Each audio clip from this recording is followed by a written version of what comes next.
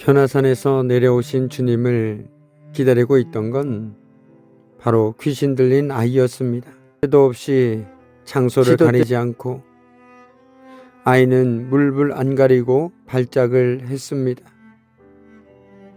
사랑하는 아들이 물속에 뛰어들고 불 속에 덤비는 참으로 어처구니 없는 일들을 아버지는 수없이 보았습니다. 몇 번이나 목숨을 잃을 뻔했는지 모릅니다. 그럴 때마다 아버지의 삶도 철저히 무너져 내렸습니다. 어느 날 예수라 불리우는 한 사람에 관한 소문이 들려왔습니다. 그는 이상한 능력을 지니고 있다는 겁니다. 손으로 문둥병자를 만져 치유하시기도 하고 어느 불쌍한 한 여인의 딸을 보지도 않고 한마디 말로 고쳐주기도 했다는 겁니다.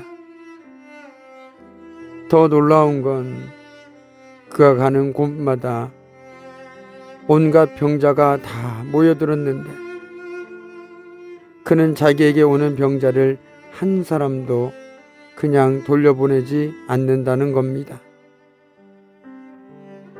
그때 아버지의 마음이 다시 뛰기 시작했습니다.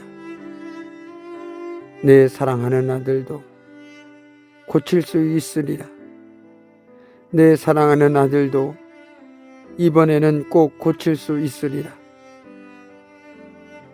시커멓게 탄 아버지의 가슴은 다시 뜨겁게 타올랐을 겁니다. 이번만은 다를 것이다. 정녕 다를 것이다.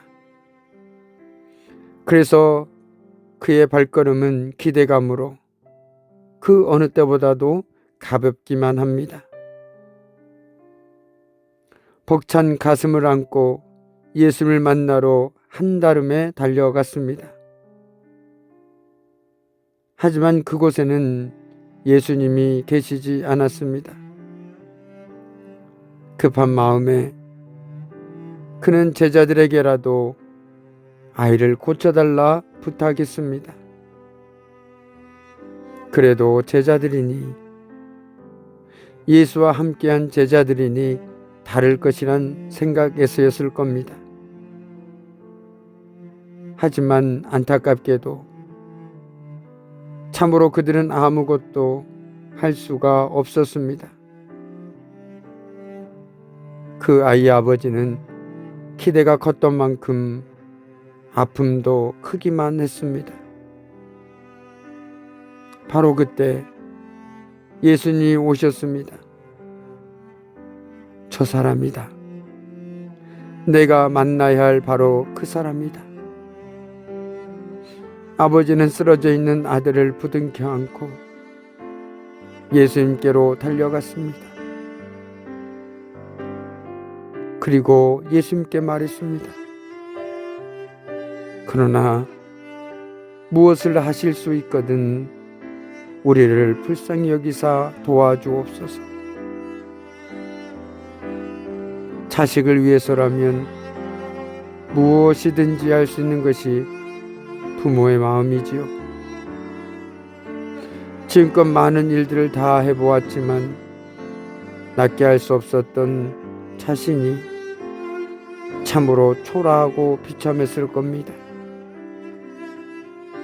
사랑하는 아들을 볼 때마다 가슴을 치며 내 죄 때문이다. 미안하다를 얼마나 수없이 반복하며 말했겠습니까? 눈물로 베갯잎을 적시며 치새웠을 아버지의 밤은 또 얼마나 많았을 것이며 미안함으로 밤하늘을 쳐다보며 얼마나 원망하며 살아왔겠습니까? 살아있다는 것이 괴롭고 죄스러웠을 것입니다.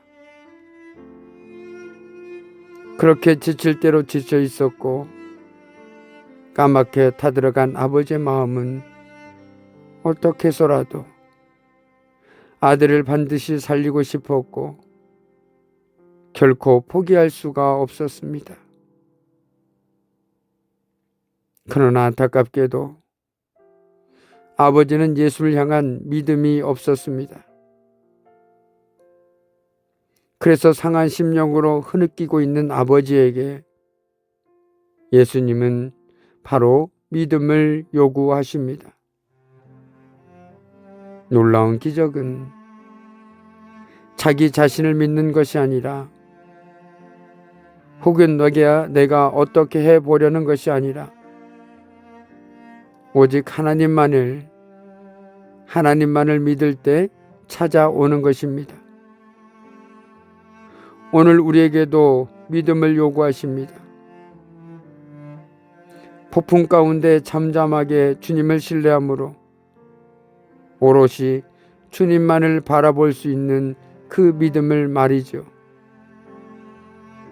믿음은 내가 뭔가 할 수 있다는 신념이나 의지가 결코 아닙니다. 믿음은 바로 하나님을 신뢰하는 마음입니다.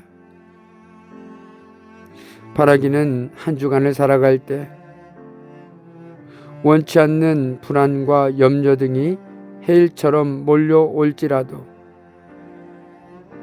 주님을 신뢰하는 마음으로, 그리고 주님의 능력을 붙들고 승리하는 한 주를 살아가기를 주님의 이름으로 간절히 축복합니다.